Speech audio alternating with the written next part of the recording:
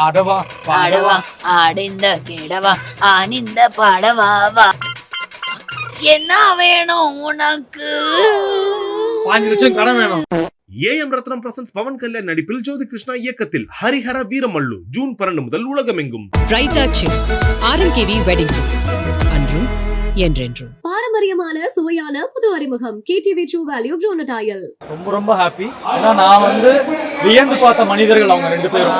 ராமு அப்பாவாகட்டும், கௌஷிக் அண்ணாவாகட்டும், ஒரு அப்பா அண்ணா அந்த மாதிரி பாண்டிங்ல தான் நாங்க செட்டே ஒரு ஃபேமிலி மாதிரி தான் இருக்கும். ஆரம்பத்துல கொஞ்சம் பயமா தான் இருந்துச்சு. லட்சுமி ராமகிருஷ்ணன் மேம்லாம் பார்த்தோம், ஐயோ இவங்கெல்லாம் பல பஞ்சாயத்தை பார்த்தவங்க, இவங்கள போய் நம்ம கூட கூப்பிட்டாங்களே அப்படின்னு. அப்புறம் பிரியா ராமன் மேம் அவங்க எல்லாம் பார்க்கும்போது ரொம்ப சீனியரா இருந்தாங்க. ஒன்னும் சொல்லுங்க. இவங்க தான் இந்த சீசன்லயே என்ன சொல்றது, மோஸ்ட்லி வின் பண்ண சான்ஸ் இருக்கு அப்படின்னு அவங்க நினைச்சுக்கிட்டு இருக்கிற ஒரு குக்கு.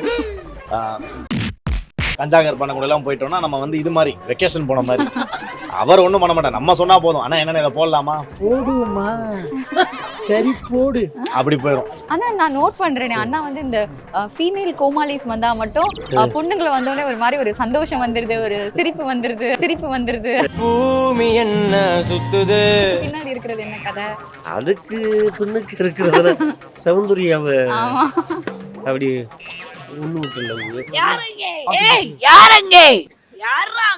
தோழி தோழி தேடி டாலி டாலி டாலி సరసుకురారా చేరా చింతకు చేరా. ஓகே, அடுத்து நம்ம மாதம்பட்டி அவங்களோட என்ன டெக்னிக்கல் அடிக்கிறாங்க.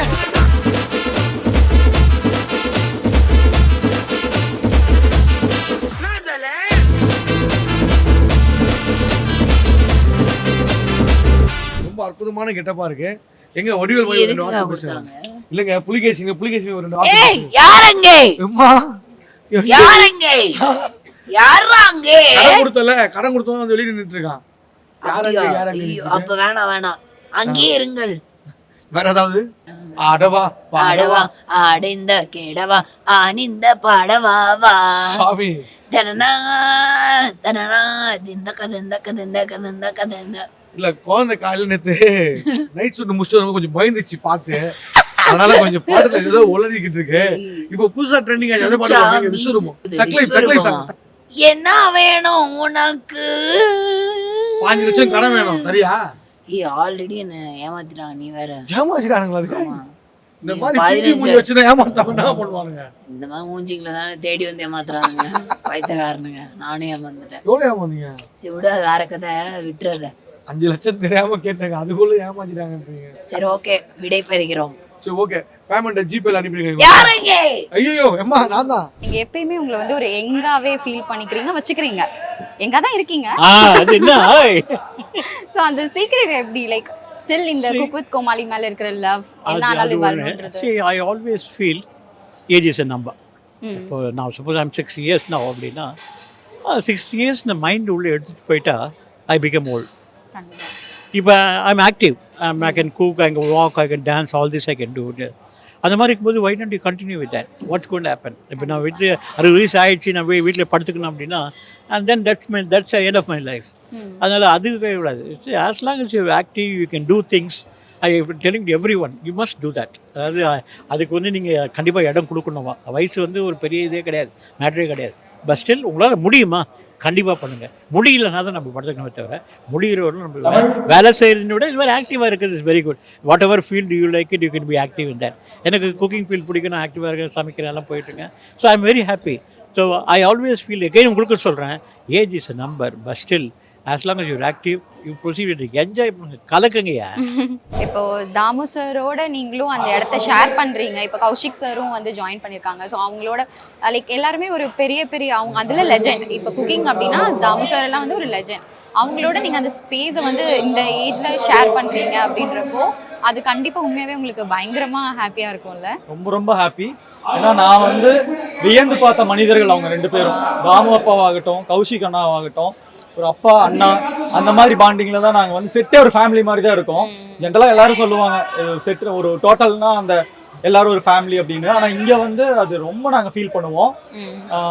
அப்பாவை நான் பயங்கரமாக ஒரு என்னோட அட்மைரிங், என்னோட ரோல் மாடல். அவ்வளோ ஒரு டேலண்டட் பர்சன். என்ன டிஷ் கேட்டாலும் எல்லாமே ஃபிங்கர் டிப்ல வச்சிருப்பாரு. கௌஷிக் அண்ணா வந்து ஆமா என்னோட எக்ஸ்பர்டைஸ் வந்து வேற வெட்டிங் இண்டஸ்ட்ரி.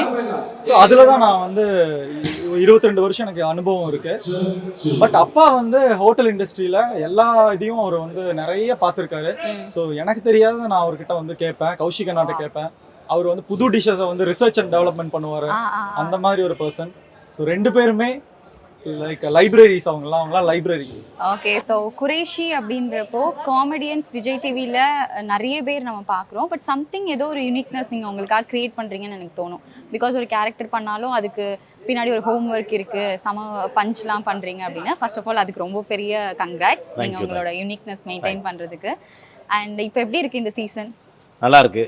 எல்லா சீசனும் வந்து ஒரு மாதிரி பல எதிர்பார்ப்புகளோடு ஆரம்பிக்கும். அந்த மாதிரி சீசன் 6ம் நல்லா ஆரம்பிச்சிச்சு. ஸோ எப்பயும் இல்லாமல் இந்த வாட்டி அந்த ஜென் போல்டுன்னு சொல்லிட்டு 5 இளம் போட்டியாளர்கள், 5 கொஞ்சம் வயசானவங்கன்னு சொல்லக்கூடாது, கொஞ்சம் எக்ஸ்பீரியன்ஸான போட்டியாளர்களோட வந்து இது ஆரம்பிச்சிச்சு.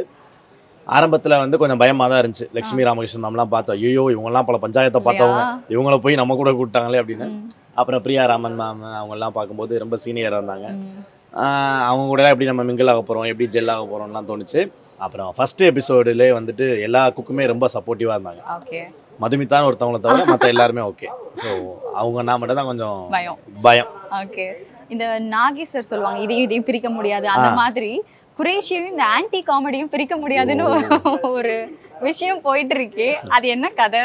அதான் ஒரு கதை இல்லைங்க, சும்மா வந்து என்ன சொல்றது, சொல்லி வாய முடியல ஒரு ஆண்டி வந்துட்டாங்க பார்த்தீங்களா? இல்லைங்க சொன்னாங்க, கேட்கலையா?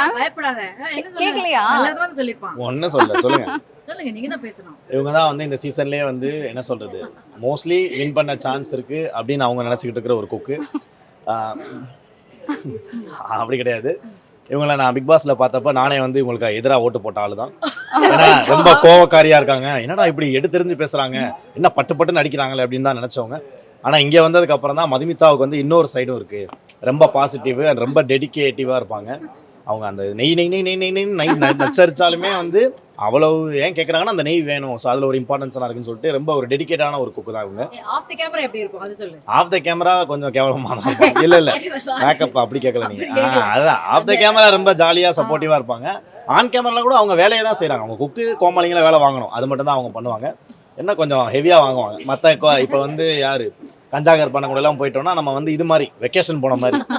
அவர் ஒன்றும் பண்ண மாட்டார், நம்ம சொன்னால் போதும், ஆனால் என்னென்ன இதை போடலாமா, போடுவோமா, சரி போடு, அப்படி போயிடும். இவங்கெல்லாம் அப்படி இல்லை, அப்படி. ஸோ ஒவ்வொரு குக்கும் ஒவ்வொரு மாதிரி, இவங்க ஒரு மாதிரி. எப்படின்னா இருக்கு இந்த குக்கிங் புது எக்ஸ்பீரியன்ஸ்? குக்கிங் வந்து உண்மையிலே கஷ்டமான வேலை. ஏன்னா நான் ஹோட்டல் கடை வச்சுருந்ததுனால அந்த அனுபவத்தை சொல்கிறேன். கொஞ்சம் சரியில்லைன்னா கொஞ்சம் கருச்சுன்னா எல்லாத்துக்குமே மோசம் ட்ராப்ல ஆகி போகும். இது அப்போ முழுக்க நாங்கள் கற்றுக்கிட்டோம். தாமப்பா வந்து சொல்லி கொடுத்த விதங்கள், ரங்கராஜ் அன்னை வந்து சொல்லி கொடுத்த விதங்கள், அதே மாதிரி கௌசிக் அன்னை கொடுத்து சொல்லி கொடுத்த விதங்கள். இன்னமில்ல இந்த கொக்கு விட்டு கோமாளியிலேருந்து வெளியில் போனாலும் நாங்கள் இடையில பெரிய ஒரு ஹோட்டலை ஓப்பன் பண்ணி பெரிய ஹோட்டலுக்கு ஓனர் ஆயிடுவோம். கண்டிப்பா. நீங்க ஆல்ரெடி ஒரு பயங்கரமான ஹோட்டல் வச்சு ஒரு செஃப் தான் நீங்க சொல்ல போனா. இப்ப நீங்க வந்து நீங்க கத்துக்கிட்டது உங்களுக்கு அவ்வளவு இதா இருக்குன்றீங்க. அது ஆக்சுவலா பெரிய விஷயம். உங்களோட பெரிய மனசு நீங்க அதை சொல்றது. இங்க எப்படி இருக்கு இந்த கலாட்டா பண்ணிட்டு இந்த பசங்க எல்லாம் சேர்ந்து உங்களுக்கு பண்ணிட்டு விளையாடுறது? பண்றவர்கள் பண்ணுவார்கள், தூத்துவார்கள். நம்ம என்ன வேலைக்கு வந்தோம், நம்ம சமைக்கிற கவனத்துல கரெக்டா சமைச்சிட்டோம்னா ஜெயிச்சுக்கிட்டே இருக்கலாம். ஆனா நான் நோட் பண்றேனே, அண்ணா வந்து இந்த ஃபீமேல் கோமாளிஸ் வந்தா மட்டும் பொண்ணுங்களை வந்தோடனே ஒரு மாதிரி ஒரு சந்தோஷம் வந்துருது, ஒரு சிரிப்பு வந்துருது. அதுக்கு பின்னாடி இருக்கிறது என்ன கதை? அதுக்கு பின்னுக்கு இருக்கிறது சௌந்தர்யாவை அப்படி ஒண்ணு விட்ட லவ். அதே மாதிரி அது இன்னொன்னு இருக்கே, பேர் என்ன, டோலியா? Dolly Dolly Dolly Dolly Dolly Dolly Dolly. அது வந்து எப்பவும் என்னை அத்தான்னு கூப்பிடும். நீங்க தான் அதை கூப்பிடுறீங்க. அத்தார் அத்தானா என்ன அர்த்தம்? அத்தானா மாமா, முறப்பையன், இந்த மாதிரி விஷயங்கள் எப்படி செய்ய அப்படின்னு. அப்புறம் இன்னொரு பொண்ணு இருக்குல்ல, சுனிதா, அது அத்தான்னு கூப்பிடாத, ஐயா ஐயான்னு. எல்லாம் நம்ம ஊர் பாஷையில கலாய்ச்சு ஜாலி பண்றதுதான். புரியுது. ஏன்னா நானும் பாப்பேன்ல, நம்ம ஊருக்குலாம் போகும்போது ஆமா. நம்ம சொந்தக்காரங்களே இப்படிதான் நம்ம வம்பு இழுப்பாங்க. ஆமா ஆமா அந்த ஒரு ஃபீல் இருக்கும் நீங்க பண்றது. அண்ட் ரொம்ப சூப்பரா நல்லா பண்ணிட்டு இருக்கீங்க. இன்னும் நிறைய எபிசோட்ஸ் நீங்க வின் பண்ணி வரணும். ஆல் தி பெஸ்ட் அண்ணா. நன்றி நன்றி. உங்க ஆதரவுலாம் இருக்கும்போது எனக்கு என்ன கவலை. வெற்றி வெற்றி வெற்றி. கண்டிப்பாண்ணா. சரி. தேங்க்யூ. குக்வித் கோமாளி எப்படி இருக்கு? நல்லா சந்தோஷமா இருக்கு. ஷூட்டிங் பாத்தீங்களா? எபிசோட்ஸ் பார்த்தேன். ஓகே. ஒரு மாதிரி ஜாலியா இருக்கு. ஆமா, இதுவரை வின் பண்ணிருந்தீங்கல செஃப் ஆஃப் தி வீக். ஆமா, அது ஒரு அசம்பாவிதம் நடந்துருச்சு. இனிமேல் அது இல்ல, நல்லா இருக்கு, ஜாலியா இருக்கு. புதுசா ஒரு விஷயம் கத்துக்கிறோம்ல. கண்டிப்பா. சோ இதுக்காக ஏதாச்சும் கத்துக்கலாம் செய்றீங்களா குக்கிங்? இல்ல வீட்ல அம்மா அப்பா அந்த லைக் அவங்க கிட்ட கொஞ்சம் கேக்குறேன், வைஃப் கிட்ட கேக்குறேன். அப்புறம் சில ஷெஃப் கிட்ட போய் கட்டிங் பிராக்டிஸ் பண்றேன். அப்புறம் வந்து டைம்குள்ள எப்படி பண்ணணும் அப்படின்றதெல்லாம் கத்துக்கிறேன். இன்னும் கொஞ்சம் சீரியஸா கத்துக்கிறேன். ஆக்சுவலா நீங்க ஒரு சீரியஸான ஒரு ரியாலிட்டி ஷோல உங்களை நாங்க பார்த்திருக்கோம். அங்க பேசுறது பண்றது எல்லாமே அவ்வளோ போல்டா வேற மாதிரி ஒரு வெர்ஷன். இப்போ குக் வித் கோமாளில பயங்கர ஜாலியான ஒரு வெர்ஷன் பார்த்துட்டு இருக்கோம். உங்களுக்கு எது மேம் ரொம்ப பிடிச்சிருக்கு? இது பிடிச்சிருக்கு சொல்றதை விட நமக்கு பல ரோல்ஸ் இருக்கு இல்லையா லைஃப்ல. நமக்கு பலவிதமான யூனோ சிச்சுவேஷன்ஸ் இருக்கும். அதுக்கேற்ற மாதிரி தான்.